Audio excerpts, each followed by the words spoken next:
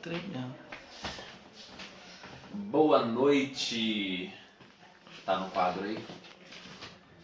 Nós estamos começando a nossa primeira live com propósito, nosso papo com propósito. E essa noite a gente vai falar sobre um assunto bem complicado, bem difícil. Vou até tomar meu suco aqui. A gente vai dar uma visão totalmente jovem em relação a esse assunto, que é a pornografia, que é algo que infelizmente está no nosso século, na nossa sociedade e muitas vezes até dentro do meio cristão, dos jovens. E eu recebo muitas mensagens nas redes sociais sobre esse assunto, sobre pessoas que estão presas nesse vício de imoralidade sexual. E eu queria fazer essa live rapidinho para trazer alguns esclarecimentos e também algumas estratégias para que você que é preso nessa coisa ruim, nesse vício ruim do mal, que não agrada ao Senhor, possa ser liberto, possa ser livre. A palavra diz: conhecereis a verdade e a verdade vos libertará. Então é esse o nosso propósito. Esse foi o primeiro tema, pornografia, que foi o que eu mais recebi de perguntas, mas toda segunda-feira ou de 15 em 15 dias, ou a gente marca para a gente falar sobre outros temas. Eu estou aqui com meu amigo Romário atrás das câmeras. Romário, tá tudo certinho aí? Tá aparecendo alguém aí? Tá, tem mais pessoas. Tem pessoas, tem gente comentando alguma coisa? Ainda não. Tá, quando tiver algum comentário relevante, você pode me fazer um sinal. Então, gente, eu queria começar a nossa live orando ao Senhor para que Ele nos traga uma iluminação da Sua palavra e para a gente poder estar com Deus, trazendo essa luz na nossa mente, no nosso coração, para que Ele nos oriente. Ninguém é dono da verdade, mas a palavra é a verdade. A gente quer essa iluminação de Deus. Senhor Jesus, nós te oramos nessa noite, Pai. Nós te agradecemos por esse dia, esse início de semana que nós vivemos. Eu não sei, Pai, como foi o início de semana do teu filho, talvez de muito trabalho, talvez de muitos problemas, mas o Senhor é o Deus que tem nos sustentado com a tua mão direita, o Senhor tem nos amparado nos momentos difíceis. E, Pai, nós te pedimos que este momento, Senhor, seja um momento de esclarecimento da tua palavra, que nós sejamos libertos de tudo que é mal, de toda corrente, de toda prisão, porque a tua palavra diz que foi para isso que o Filho de Deus se manifestou. Foi para desfazer as obras do diabo, Pai. Nessa noite nós te pedimos: Espírito Santo, esteja conosco, esteja nesse lugar, esteja, Pai, sobre cada um que está em casa, no celular, no tablet, no computador, assistindo essa transmissão, Pai. Que eles possam ser libertos em nome de Jesus. Nós cremos na tua palavra, que é imutável, que não muda. E mesmo nos dias de hoje ela continua fazendo o impossível. Muito obrigado, Pai. Irmãos, eu queria trazer uma pequena definição da palavra pornografia. Eu fiz algumas anotações aqui com a Bíblia. E pornografia vem do pornel, que é grego essa palavra, pornel, que significa imoralidade ou ato de corromper, de corrupção. Então, pornel vem do grego, significa imoralidade. E grafia vem de escrever, de gráficos. Então, é gráficos ilícitos, gráficos imorais. Temos perguntas, não? Tá, tem pessoas que já estão chegando, dando a paz do Senhor. Amém. Estou pedindo para que você ore por ela, Maria e Hipólito. Amém, amém. Então vamos chegando. Se você puder compartilhar essa live com seus amigos, se você puder marcar nos comentários ou compartilhar na linha do tempo, a gente vai juntamente nós se ajudando uns aos outros. E eu marquei aqui, para a gente iniciar, já que a gente já deu a definição de pornografia, eu marquei aqui em 1 Coríntios 6, no versículo 18, e Paulo vai dizer para a igreja de Coríntios assim: olha, fujam da imoralidade sexual e de todos os outros pecados que alguém comete, fora do corpo comete, mas quem peca sexualmente peca contra o seu próprio corpo. Então a gente inicia com essa palavra de Paulo: fujam de toda a imoralidade sexual. Fujam de tudo aquilo que vai te levar a pecar, tudo aquilo que vai te levar a se distanciar da santidade de Deus, a se afastar de Deus. Porque a gente que é cristão, a gente crê que Deus é santo, né? Deus é santo, Ele é imutável, Ele não tem variações, Ele não tem dúvida, Ele não tem sombra de dúvida. Deus não muda, né? E se Ele não muda, Ele continua sendo santo e requerendo do seu povo a santidade. Então nós devemos viver em santidade, porque a própria palavra diz: sem santidade ninguém verá o Senhor. E como a gente vamos falar de pornografia, que é um pecado sexual, né?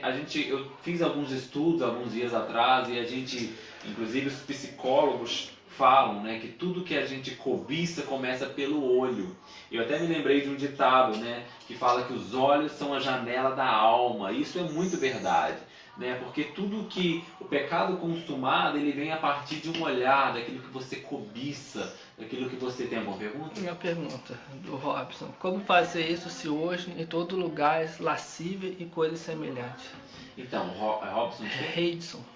Reidson.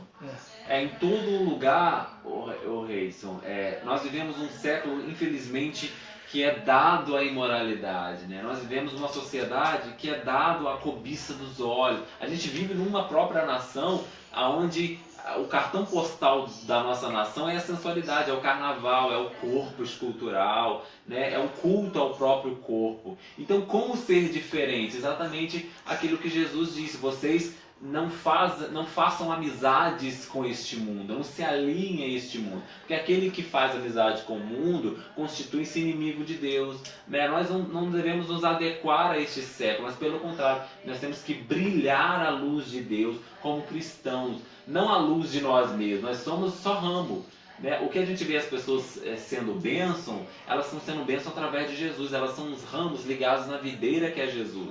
Então, quando a gente está ligado na videira que é Jesus, a própria palavra de João 15 vai falar: sem mim vocês nada poderão fazer, mas com Jesus nós podemos dar fruto, e frutos de santidade, frutos de bênçãos. E a gente estava falando que tudo começa pelo olho, né, que é a janela da alma. Então nós devemos evitar aquilo que a gente vai olhar, fugir do pecado, fugir daquilo que vai nos fazer pecar, né? Porque um abismo chama outro abismo, né? E se a gente cede a um, daqui a pouco a gente está cedendo o outro. E para muita gente hoje é natural pecar, é normal, né? É algo que a graça parece que deu uma permissão para que as pessoas pequem. Eu estava até conversando esses dias com um amigo e a gente estava falando sobre isso. Na lei parece que era mais difícil, mas era nítido. Se você pecava na lei, a lei estabelecia: olha, você vai morrer, porque você pecou, está na lei. Então a lei era dura e incisiva, então a pessoa sabia que ela ia morrer porque ela pecou. Na graça, ela peca, mas a graça ela não absorve, né? A graça não é uma permissão para que você peque, mas aí a pessoa peca. E aí ela não teve um julgamento imediato, aí ela acha: então eu vou continuar pecando. Eu tive uma queda, eu forniquei, né? Então nada me aconteceu, então ela vai continuar naquela prática de erro. Então é isso que tem acontecido nessa geração. As pessoas estão vivendo em pecado, agindo como se o pecado fosse normal, exercem os seus ministérios, pregam, cantam, evangelizam, ministram, fazem missões, muitas vezes com a vida em pecado. E uma coisa que eu aprendi na minha vida é que o dom que você tem, ele não evidencia a sua salvação. Porque muita gente vai usar o dom a vida inteira e no último dia vai chegar diante do Senhor, vai falar: Senhor, no teu nome eu fiz, no teu nome eu fiz, no teu nome eu fiz. E ele vai falar: afastai-vos de mim, maldito, não vos conheço, vós que praticais a iniquidade. É isso que a Bíblia fala. Então, ter um dom e exercer e fazer sucesso nessa geração não significa ter a aprovação de Deus. Então a gente tem que ser muito radical com a gente mesmo. Porque todo mundo é radical com todo mundo. A igreja de fulano de tal tem pecado, aquele pastor está errado, aquele jovem está errado, mas não olha para si, não olha para o próprio coração, não olha para o próprio caráter. E eu creio que mesmo nesses dias difíceis, Deus está mudando o caráter das pessoas. Tem mais alguma pergunta? Então, o Reidson concorda, e o Eduardo Miranda perguntou: como evitar efetivamente a pornografia? Quais os conselhos bíblicos para isso? Então, como evitar a pornografia? A gente fala, né, que tudo começa pela a cobiça dos olhos. Foi o Eduardo que perguntou? Eduardo Miranda. Então, Eduardo, a vontade de Deus para a humanidade é a pureza. E se você não vive uma vida pura diante de Deus, isso abala a sua intimidade com Deus, né? Se nós, alguém que provavelmente está numa queda, num pecado, num ciclo vicioso que não consegue largar, no próprio ministério isso é abalado, porque ele não tem autoridade no mundo espiritual para fazer nada, ele se sente intimidado por causa de um pecado, porque tem acusação do mal. O nosso inimigo, o papel dele, e que ele está fazendo nessa geração é acusar, é dizer, olha, você peca, você peca em oculto, né? E você não tem autoridade no mundo espiritual. E de fato, entre aspas, é uma certa verdade, porque se a gente quer ser uma videira que dá bons frutos, e a gente conhece a árvore pelo fruto, né? É por aquilo que nós damos em Jesus. E se essa pessoa não está tendo uma vida reta e uma vida de retidão, é uma vida de retidão diante de Deus e diante das pessoas. Ela começa a ser abalada espiritualmente. Então nós precisamos evitar, você perguntou como evitar, a grande problema de você... A pessoa que passa por problema de pornografia, normalmente ela quer evitar a pornografia. E ela luta contra aquilo, e ela luta contra aquele pecado que tem prendido ela. Mas meu conselho hoje não é lutar contra a pornografia. A pornografia não é a sua inimiga. A minha dica, a minha orientação é você olhar para Jesus, olhar para Deus. Né? Lá em Hebreus 12 fala, mantenha os olhos fixos no autor e no consumador da vossa fé, né? Olhando para Jesus, né? Deixando todo o embaraço, a palavra ali diz no versículo 1, todo o embaraço que rodeia você, todo o pecado que tenazmente te assedia. Então quanto mais você olhar para Jesus, mais você vai perdendo gosto por pecar. Mais o pecado ele vai perdendo prazer, porque você vai estar enxertado em Jesus, seus olhos vão estar nele, a sua razão de viver vai estar nele, o temor do Senhor vai estar sobre você, e você não vai querer mais desagradar o coração de Deus, você quer agradar a Deus porque você quer Ele, porque você está olhando para Ele. O salmista diz, aqueles que olham para a face de Deus, eles não serão confundidos, né? Não tem como ser confundido para aqueles que olham para Jesus. Então a minha dica é, mantenha os seus olhos em Jesus, olhe para Ele, né? Busque nele, não fuja de situações que vão te levar a pecar, fuja de lugares que vão te levar a pecar, fuja de pessoas se for necessário, né? Desliga a sua televisão, se é a sua internet, acabe com a sua internet, porque isso é muito grave, isso coloca em risco a sua eternidade.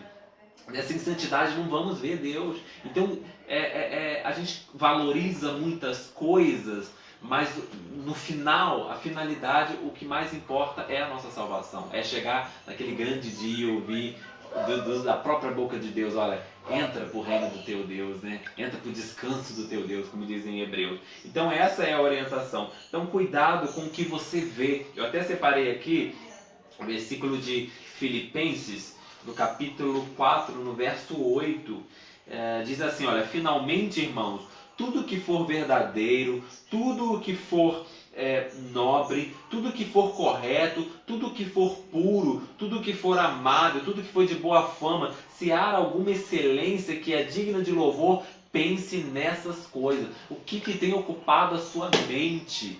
O que tem ocupado? Eu estava pensando isso de manhã, antes de sair de casa, na minha devocional ali no meu quarto, né? Eu fiquei pensando, meu Deus, eu quero ser cheio do Espírito. E o Espírito Santo me lembrou de um texto que diz lá em Efésios, né? Enchei-vos do Espírito, falando entre vocês com salmos, hinos e cânticos espirituais. Então, como encher do Espírito? É falar entre nós. A gente muitas vezes quer falar dos outros, quer falar mal, quer falar coisas que não edificam, coisas banais, coisas naturais. Tem tempo para chocarrices, tem tempo para piadas, tem tempo para a gente se distrair, entretenimento.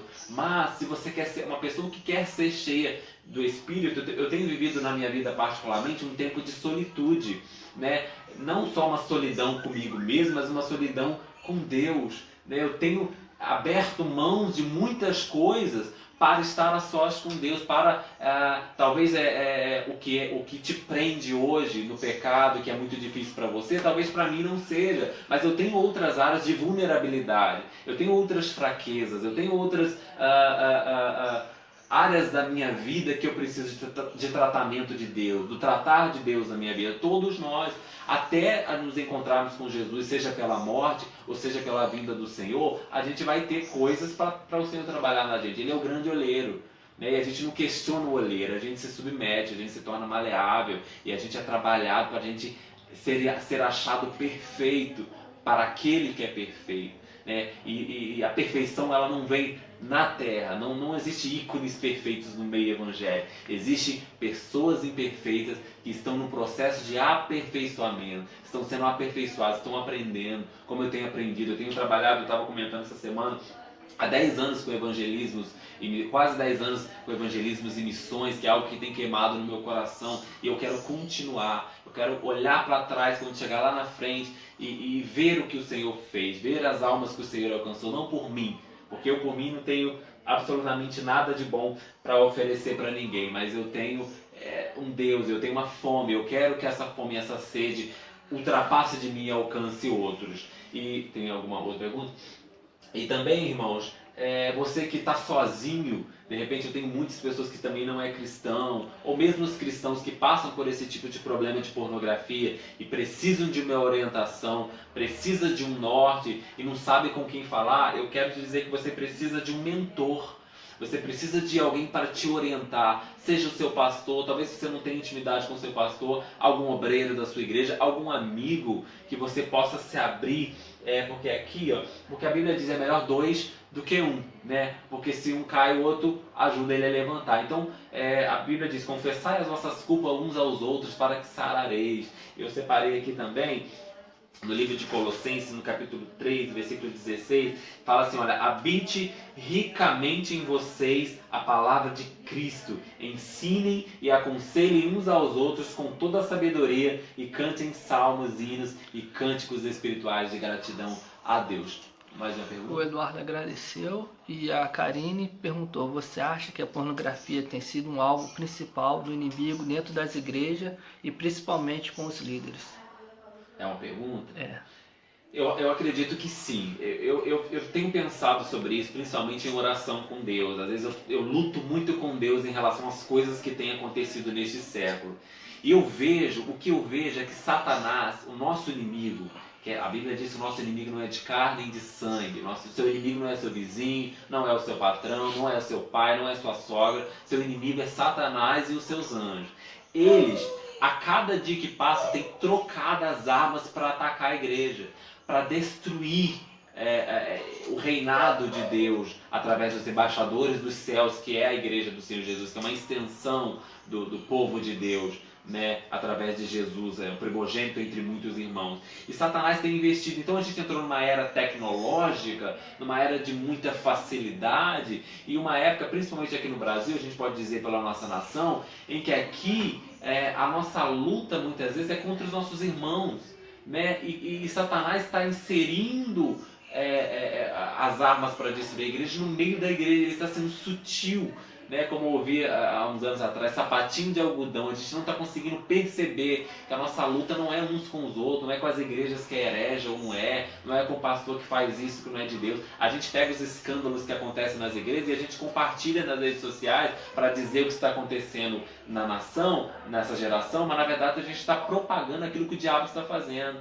quando o nosso papel é orar. A igreja, Jesus diz lá em João 8, vocês julgam segundo o padrão deste mundo. A Bíblia diz, Jesus diz, eu não julgo ninguém. Então Jesus veio para estabelecer o seu reino e trazer a paz que excede todo o entendimento e a lógica humana. Sabe quando você está no meio de uma dificuldade, de uma enfermidade, seja diagnosticada para a morte, você está em paz, porque você está em Deus. Mas Satanás quer fazer isso. O papel dessa geração, o papel de Satanás nessa geração é enganar a igreja. Ele tem infelizmente conseguido. Então você que é jovem, você que está assistindo isso, você que muitas vezes como eu mesmo anulei meu ministério durante muito tempo pela minha timidez, pela minha incapacidade, e eu continuo me sentindo incapaz, mas eu abri a minha mente para saber que Deus é capaz. E se Deus falou que Ele vai fazer, Ele vai fazer, seja através da minha vida ou seja através de alguém. Então nós temos essa responsabilidade de sermos luz do Senhor e temos ao mesmo tempo esse privilégio, que Ele está contando com cada um de nós.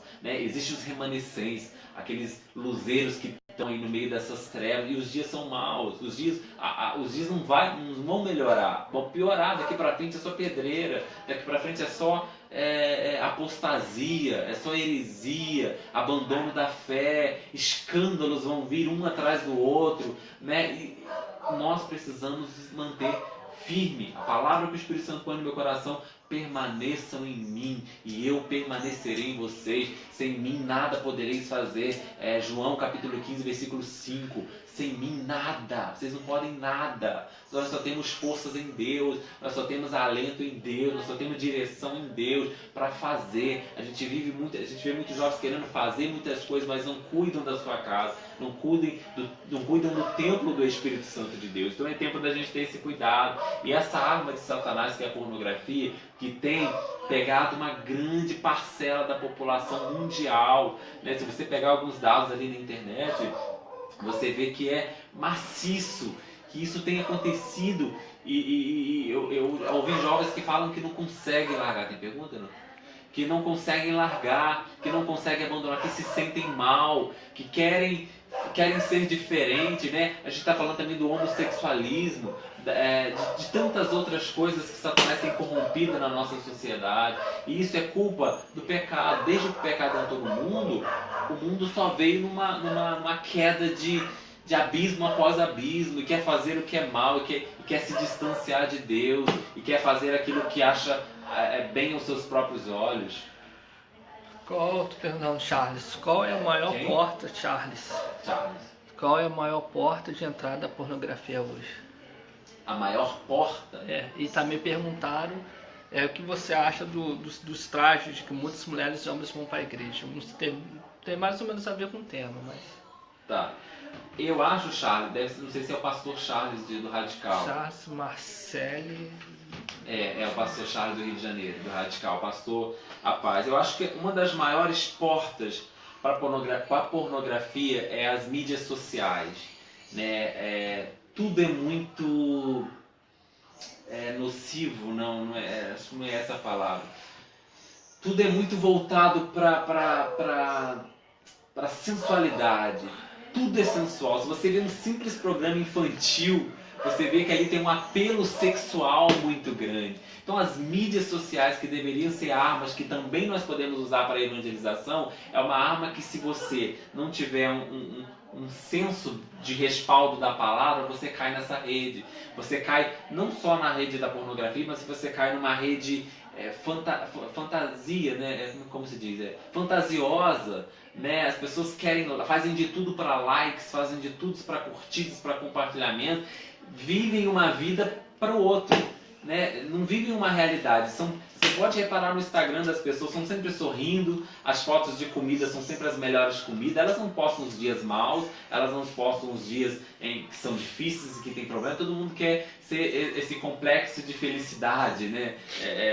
Todo mundo quer ser feliz de alguma maneira e demonstrar essa felicidade. Então as mídias sociais, elas têm atacado principalmente a juventude, que é viciada. Eu posso dizer, como um ex-viciado da mídia social, eu era alguém que não conseguia dormir, ficava quase que a noite toda em todas as redes me comunicando, porque é uma facilidade que a gente tem muito grande de se comunicar com outra pessoa do mundo. Eu passo várias noites, às vezes, falando com missionários que estão lá na África, que estão lá na Bolívia, que estão em outras nações, estão lá na Europa, né? Eu fico sabendo de informação, e tudo é muito rápido. Tudo é muito rápido. Então a gente tem que ter muito cuidado. Eu acho que a janela principal é as mídias sociais, que a gente deve ter muita cautela. A outra pergunta era da roupa que as pessoas têm ido nas igrejas. Então, esse apelo à sensualidade, que é uma coisa brasileira, né? Vamos colocar o jeitinho brasileiro, que eu acho que é o jeitinho do diabo, para colocar essa vertente aí, né, de ser jeitinho brasileiro. Eu acho que muitas vezes as pessoas perdem a noção. É um perigo eu falar assim: eu não sou religioso, então eu vou fazer uma tatuagem. Eu não sou religioso, então eu vou pintar meu cabelo de azul. Eu não sou religioso, então eu vou colocar uma saia muito curta.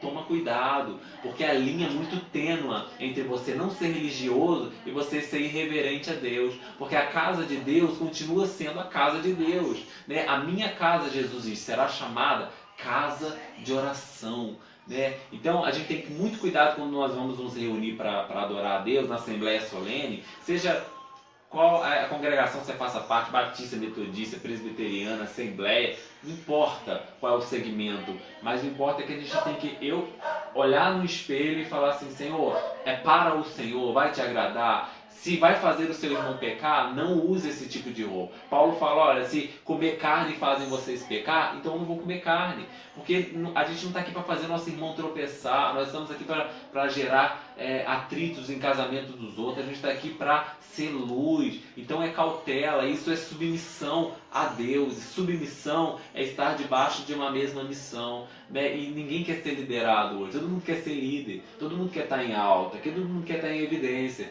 Então a gente tem muita dificuldade de ouvir conselho, de falar, olha irmã, está muito curta a sua saia. Não, aí já vai ficar ofendida. Já vai ficar ofendida porque está cuidando da sua roupa. Então seja submissa a Deus, seja submissa às autoridades que são outorgadas por Deus. Está lá, né, em Hebreus 13, né, toda a autoridade que está debaixo dos céus foi outorgada por Deus, é autorizada por Deus. A Bíblia diz que o coração do rei está nas mãos de Deus e ele inclina conforme o querer dele, entendeu? Então a submissão, ela é muito importante, a obediência. Deus disciplina aquele a quem ama, tá lá em Provérbios 3, depois você pode ler um lindo provérbio que fala sobre obediência a Deus, entendeu? Então nós precisamos estar mais baseados na palavra de Deus, mais em conexão com Deus, né? Nas nossas devocionais, em jejuns, não se fala mais de jejuns, né? Ou se fala de jejuns para negociar com Deus, para angariar bens financeiros. Aí eu vou jejuar, em troca Deus vai me dar algo, eu vou barganhar com Deus, né? E quando o jejum na verdade é para desentulhar aquilo que está desse mundo do nosso coração, é para a gente começar a ficar mais sensível a Deus. Então busque a Deus, olhe para Jesus, jejue, ore, joga sua televisão fora se te faz pecar. Se o seu notebook te faz pecar, joga seu notebook fora. É melhor você entrar sem notebook no céu, né? Mas entrar no céu, né? Qualquer coisa que faça a pessoa, se são rodas de escarnecedores. O primeiro salmo que eu aprendi na infância, depois do Salmo 23, foi o Salmo 1. Bem-aventurado o varão que não anda segundo o conselho dos ímpios, não se detém no caminho dos pecadores, não se assenta na roda de escarnecedores. Antes tem o seu prazer no Senhor e na sua lei medita de dia e de noite. Então nós temos, eu sinto falta disso, da gente parar os nossos ativismos, as nossas atividades e parar em Deus, se conectar. Ele é a fonte. Ele falou para a mulher samaritana, se você soubesse quem que está te pedindo água, você me pediria, eu te daria uma água que dentro de você seria uma fonte a jorrar para a vida eterna. Você é uma fonte de Deus, é a fonte do Espírito Santo que pode te livrar de qualquer cadeia. Talvez você esteja nesses dias escutando Satanás, que é o acusador e mentiroso, e está dizendo que você não consegue, está dizendo que você é um fraco, está dizendo que você nunca vai conseguir se livrar desse vício, que nunca você vai conseguir se livrar da homossexualidade, que nunca você vai conseguir se livrar dos vícios da prostituição, da lascívia. É mentira, né? Como a gente orou no começo, foi para isso que o Filho de Deus se manifestou, para desfazer as obras do diabo. Nós cremos que o Senhor vai desfazer. Eu tenho orado por isso e eu quero te dizer, faça um propósito com o Senhor, faça um voto, faça, Senhor, eu vou ler a tua palavra, eu vou me apegar ao Senhor, eu vou parar de, sabe quando o apóstolo Paulo fala, duro, Jesus fala para Paulo, duro é para te recalcitrar contra os aguilhões. O apóstolo Paulo estava perseguindo os cristãos, ele estava recalcitrando contra o chamado dele que era maior do que aquilo. Então duro é para você lutar contra aquilo que tem te prendido. Então apegue-se ao Senhor e essas correntes vão ser desfeitas no nome de Jesus. Quantos minutos tomaram assim? Já gravamos? Passou, está em cima do ao vivo. Não está aparecendo. Não está não? Então nós vamos finalizar por aqui, nós vamos fazer mais uma oração e esse vídeo vai ficar gravado, a gente vai subir daqui a pouco para a nossa página Jovens com Propósito, e depois a gente vai também subir no YouTube, e que Deus possa abençoar a sua vida, que você possa ser livre de qualquer cadeia, de qualquer prisão que venha te aprisionar, que venha tentar te destruir, que venha tentar te paralisar. Nós cancelamos em nome de Jesus e nós cremos no poder manifesto de Deus através do seu Espírito Santo que em nós opera hoje. Amém? Senhor Jesus, eu quero te agradecer, Pai, por esses poucos minutos que nós passamos aqui neste lugar. Oh Pai, nós cremos que a Tua palavra é verdadeira, nós cremos que a Tua palavra é real, nós cremos que o Senhor é o caminho, que o Senhor é a verdade, que o Senhor é a vida eterna e a vida abundante, Pai. E nós te pedimos, ó Pai, a libertação.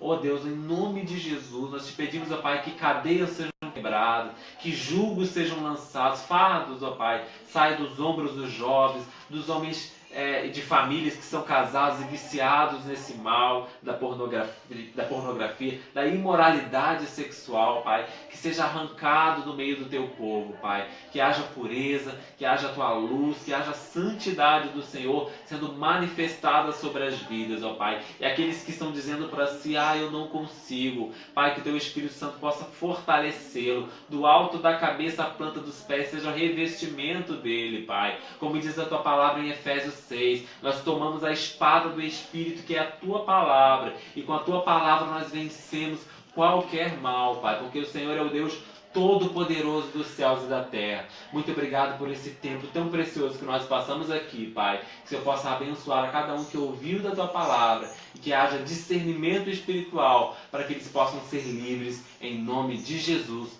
Amém. Fique com Deus, pode apertar concluir. Fique com Deus e até